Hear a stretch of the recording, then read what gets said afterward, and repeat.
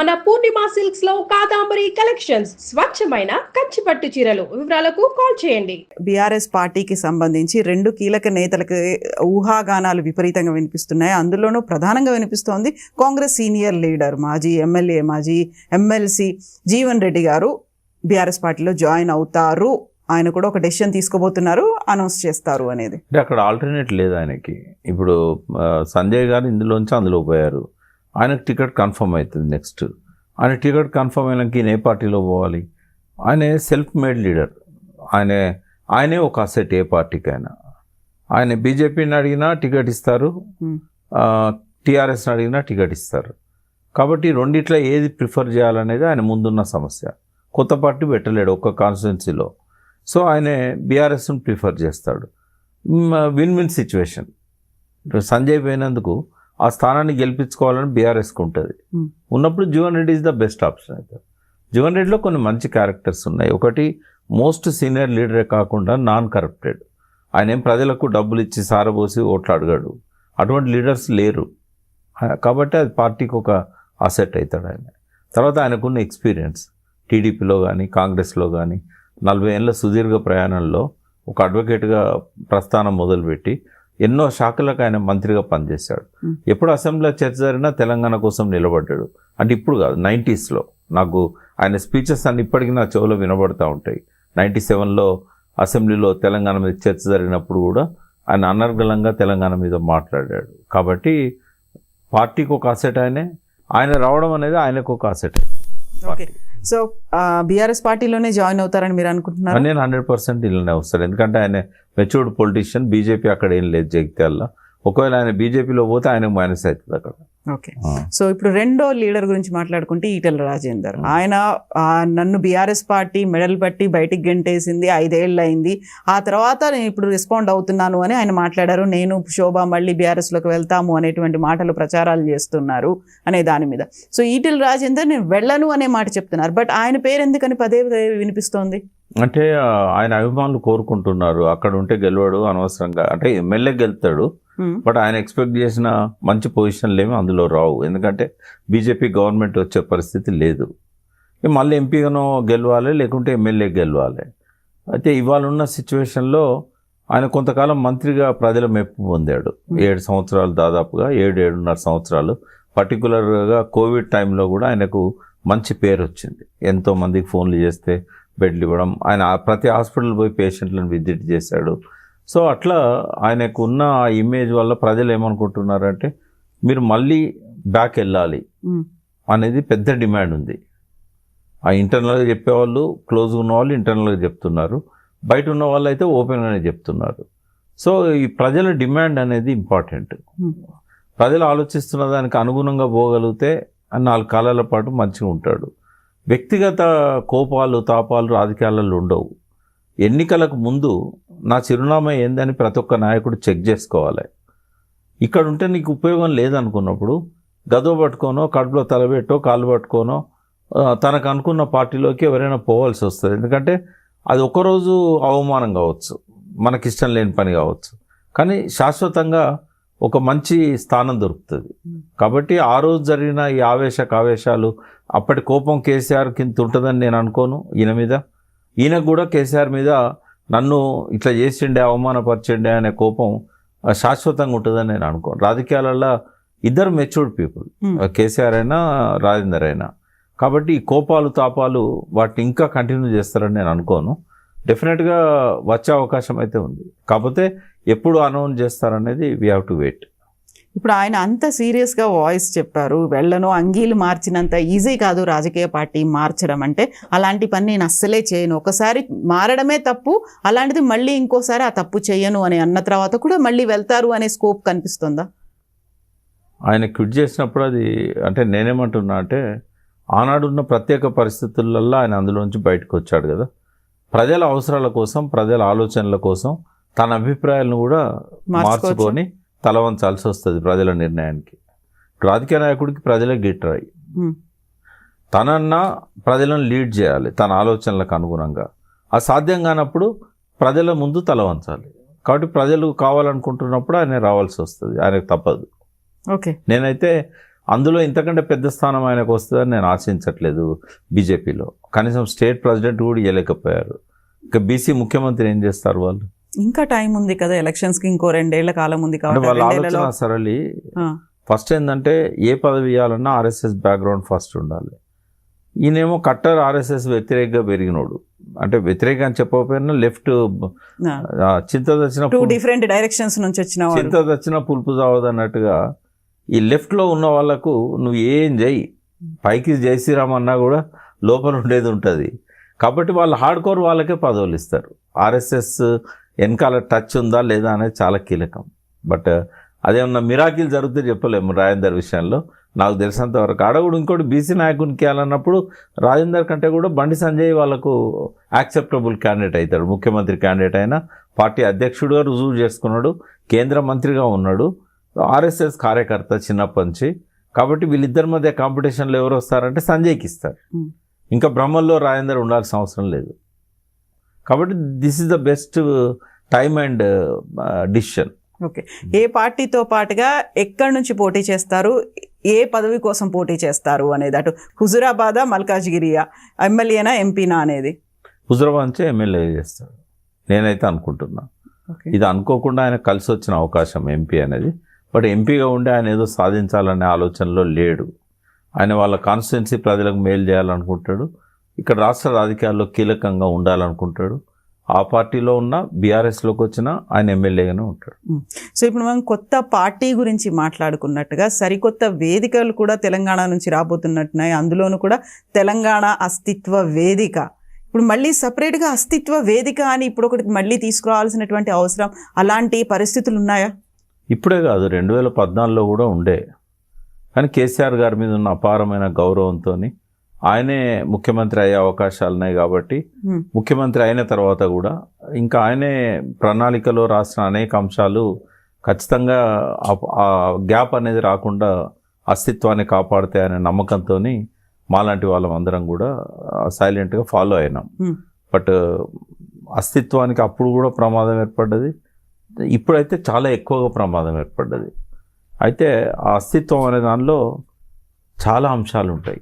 అంటే అప్పుడు ప్రమాదం ఏం ఏర్పడలేదు, ఆయన ఫుల్ఫిల్ చేయలేకపోయాడు. నేను ఒకటి అడుగుతాను, తెలంగాణ స్కూళ్ళల్లో చెప్పే సిలబస్ ఏదైతే ఉన్నదో ఆ తెలంగాణ అస్తిత్వానికి ప్రతీకగా ఉండాలి.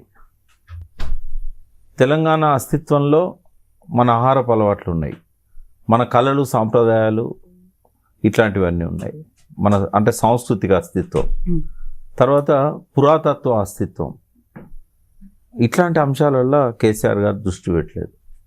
అంటే ఆయన ముందు టాప్ మోస్ట్ అంశాలుగా ఏమున్నాయంటే ఆయన ముందు ఆత్మహత్యలు ఆపాలి, 24 గంటల కరెంట్ ఇవ్వాలి, నదుల నీళ్లు మనం వాడుకోవాలి, మన నిధులు ఎట్లాగో మనకు వస్తున్నాయి, నియామకాల విషయంలో కూడా మనం చాలా చేయాల్సి ఉన్నది అని చాలా వరకు ఆయన ఒక్కొక్క అంశాన్ని స్పృశించుకుంటూ వెళ్ళిపోయాడు. కానీ ఇంకా కొన్ని అంశాలు మిగిలిపోయినాయి. అది నిరాదరణకు గురైనాయని చెప్పొచ్చు, నిర్లక్ష్యం అని నేను అనలేను.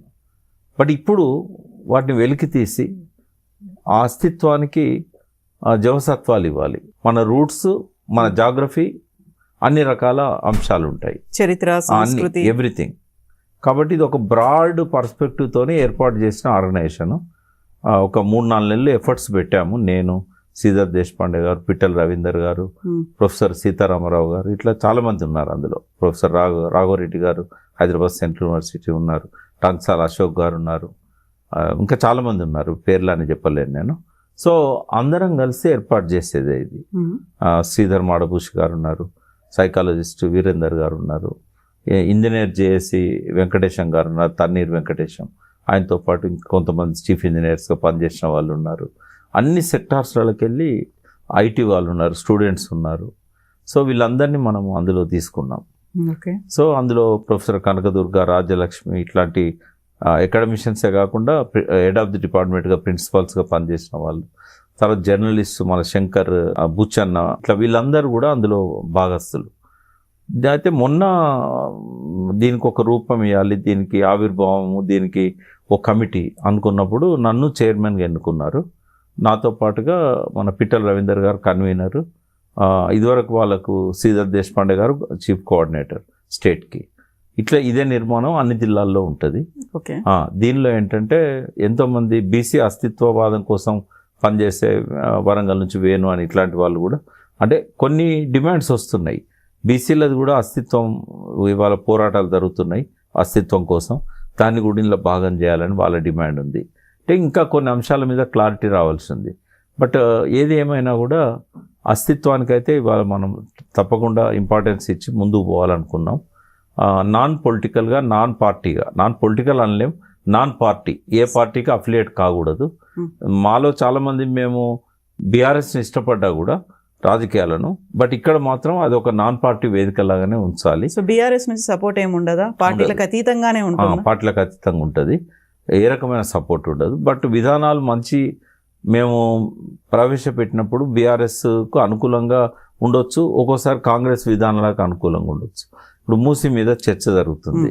మూసీ మీద మాకున్న పర్స్పెక్టివ్ను మేము ఈ మంత్రుల సబ్ కమిటీకి ఇవ్వాలనుకున్నాం. 15th లోపు మరి టైం సరిపోద్దో లేదో, బట్ ఒకటైతే మా ఆల్టర్నేట్ మోడల్ను మూసి ఎట్లుండాలనే అలా కొన్ని మేము కేసీఆర్ గారు చేసిన పాలసీస్ మీద కూడా డిఫర్ కావచ్చు మేము. కాబట్టి ఏ పార్టీ విధానాలను కూడా గుడ్డిగా సమర్థించేది లేదు.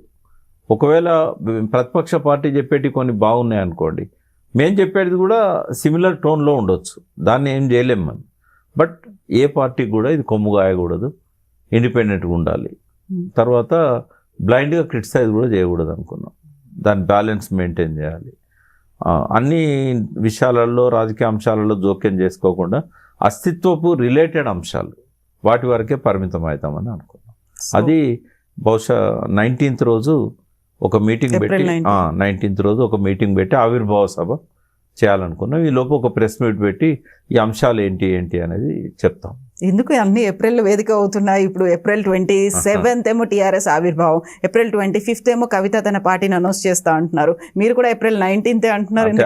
అట్లే అనుకోలేదు, చాలా రోజుల నుంచి ఇది నానుతా ఉంది. 3-4 నెలలు అయింది. మేము మానేరు చెక్ డ్యామ్స్ బ్లాస్ట్ అయినప్పుడు ఈ ఆలోచన వచ్చింది. కాబట్టి అనుకోకుండా వచ్చింది, అది ఇంకా ప్రొలాంగ్ చేయకూడదని. మాకు ఆ సెంటిమెంట్స్ ఏం లేవు, ఏప్రిల్ సెంటిమెంట్ అయితే ఏం లేదు. ఫస్ట్ మీ ఐ డ్రీమ్ ద్వారానే నేను ఈ వేదిక ఏర్పాటును, ఈ వేదికకు కమిటీ ఏర్పడ్డ విషయాన్ని మీ ద్వారానే మా సభ్యులకు కూడా తెలియజేస్తున్నాం. ఎందుకంటే చాలామంది రాని వాళ్ళకు ఇంకా మేము షేర్ చేయలేదు, బట్ ఫస్ట్ టైం మీ ముందు చేస్తాం. ఓకే. ఇప్పటికీ మనకి తెలంగాణకి సంబంధించి బోల్డ్ అని సంఘాలు, వేదికలు, పార్టీలు ఇవన్నీ ఉన్నాయి. గతంలోనే తెలంగాణ రాజ్యాధికార పార్టీ బీసీలందరినీ ఏకం చేయడానికి మల్లన్న ఒక పార్టీని తీసుకొచ్చిండ్రు. ఇన్ని పార్టీలు ఉన్నప్పుడు మీరు ఏం చేస్తారు? అందరూ పొలిటికల్గా అతీతంగా ఉంటుంది, పొలిటికల్ సంఘాలు ఒక బ్యాకప్ అనేది లేకుండా అంతటి మేమే చేస్తాము, వాళ్ళని ఇంక్లూడ్ చేసుకుంటాము అని చెప్పినప్పుడు సర్వైవల్ అనేది ఎలా ఉంటుంది? ఒక స్ట్రగుల్స్ అనేవి బోల్డ్ ఉంటాయి కదా. తెలంగాణ విద్యావంతుల వేదిక ఒకటి ఉండేది, మీకు ఐడియా ఉంది కదా. అవును. కోదండరామ్ గారు, శ్రీధర్ దేశపాండే, విఠల్, వీళ్ళంతా రవీందర్, పిట్టల్ రవీందర్, సేమ్ అదే తరహాలో ఇది కూడా అకాడమిక్గా కొంత దీనికి ఎక్కువ ఖర్చు ఏమి ఉండదమ్మా. ఎందుకంటే ఏడికన్నా పోయినప్పుడు అక్కడ ఎవరినో స్పాన్సర్ని భోజనాలు పెట్టమంటాం, వెహికల్స్ ఉన్నాయి ఎవరికి వాళ్ళకు, ఒక్కో దానిలో 4-5 వెళ్తాము. సెమినార్స్ పెట్టినప్పుడు హాల్ ఖర్చు, భోజనాల ఖర్చు ఉంటుంది. ఫస్ట్ అనుకున్నాం ఏంటంటే ఎవరిని అడగద్దు, మనమే కాంట్రిబ్యూట్ చేసుకుందాము. ఇప్పటిదాకా అట్లే నడుస్తున్నది. ఒకవేళ పెద్ద అమౌంట్ అవసరం పడ్డప్పుడు మనకు లైక్ మైండెడ్ వాళ్ళు ఎవరైతే ఉంటారో వాళ్ళ నుంచి విరాళాలు తీసుకుందాం. అంతేగాని దీనికి ప్రత్యేకంగా ఒక ఫండ్ అంటూ పెట్టుకోవడం కానీ, పొలిటికల్ పార్టీల మీద ఆధారపడడం కానీ చేయకూడదు అనేది అనుకున్నాం ఖచ్చితంగా. అయితే దీనికి ఉన్న లిమిటేషన్స్ ఏంటంటే, ఇప్పుడు ఏదైతే డెవలప్మెంట్ అనుకుంటున్నామో నా దృష్టిలో ఏమన్నా 1-2 మినహాయింపులు ఉంటే ఉండొచ్చు, కానీ వర్స్ట్ డిస్ట్రక్షన్ ఇది. ఇప్పుడు గుట్టలన్నీ ఖాళీ చేస్తున్నారు, అది డెవలప్మెంట్ అనుకుంటున్నారు. సింగరేణి బొగ్గంతా తీస్తున్నారు, అది డెవలప్మెంట్ అనుకుంటున్నారు. పట్టణీకరణ ఒక డెవలప్మెంట్ అనుకుంటున్నారు. హైవేస్ ఒక అనుకుంటున్నారు. మూసి పక్కన ట్రాఫిక్ కోసం 200 మీటర్ల రోడ్లు డెవలప్మెంట్ అనుకుంటున్నారు. మూసి మధ్యలో భవనాలు డెవలప్మెంట్ అనుకుంటున్నారు. శివుణ్ణి మూసి నదిలో పెట్టి భక్తి అనుకుంటున్నారు. అన్ని వెరితలలు వేసినాయి. భక్తి ఆడంబరాలకు లోను కాదు, భక్తి అనేది ప్రశాంతంగా ఉండాల్సింది. ఈ పెద్ద పెద్ద గోపురాలు, గుళ్ళు ఇవన్నీ కూడా చాలా కాలంగా వెరితలలు వేస్తూ వచ్చిన సంస్కృతి. భక్తి అనేది ఎగ్జిబిట్ చేసేది కాదు, కానీ రాజుల కాలం నుంచే ఈ ఆడంబర సంస్కృతి అనేది అందులో వచ్చింది. అంటే మేము ఒకటి డిఫైన్ చేయాలనుకున్నాం, మన అస్తిత్వం ఏంది, పూర్వకాలంలో మనం ఎట్లున్నాము, ఇప్పుడు ఏం తింటున్నాము, ఏదైతే డెవలప్మెంట్ అని మనం చెప్పుకుంటున్నామో సిమెంటు, కాంక్రీటు, తర్వాత ఈ స్టీలు, ఇవన్నీ కూడా ఇవి డెవలప్మెంటే అనుకుంటే 1,00,000 సంవత్సరాల కింద మనుషులు క్రియేట్ చేసేవాళ్ళు. బట్ వాళ్ళకి తెలుసు ఇవన్నీ కూడా మానవాళికి, వాళ్ళ జీవనానికి, వాళ్ళ ప్రాణానికి, వాళ్ళ ముందు తరాలకు అత్యంత ప్రమాదకరమైనవి తెలుసు కాబట్టే వాళ్ళు బెడ్రూమ్లలో టాయిలెట్లు కట్టుకోలేదు, ఇంటిపైన స్లాబ్లు వేయలేదు. ఇదంతా ఏదైతే జరిగిందో విశృంఖల అభివృద్ధిది. కాకపోతే ఇవన్నీ జరగకపోతే మనం ముందుకు వెళ్ళినట్టు కాదు. మనకు విస్తరిస్తున్నటువంటి నగరానికి తగ్గట్టుగా అన్నీ అమర్చుకోవాల్సినటువంటి అవసరాలు అనేవి ఉన్నాయి. మౌలిక సదుపాయాలు కావాలి. సింధు నాగరికత కాలంలోనే నగరాలు, అప్పటి నుంచి వచ్చినటువంటి టెక్నాలజీ కావచ్చు, డెవలప్మెంట్స్ కావచ్చు, మనం ఎంత ముందుకెళ్తున్నాం, ఇవన్నిటికీ తగ్గట్టుగా కదా మార్చుకుంటున్నాం. కార్ అనేది మన వేగాన్ని పెంచుతుంది, కానీ కార్ ఎంత డిస్ట్రక్షన్. అది లేకుండా అయితే వెళ్ళలేం కదా. వెళ్ళలేని రోజులు 1,00,000 సంవత్సరాలు ఉన్నాయి.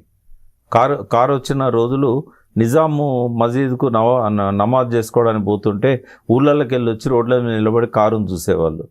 అంటే హైదరాబాద్లో పొద్దున ఒక కారు, మధ్యాహ్నం ఒక కారు కనపడేది. ఈ 100 సంవత్సరాలు కూడా కాలేదు ఇంకా.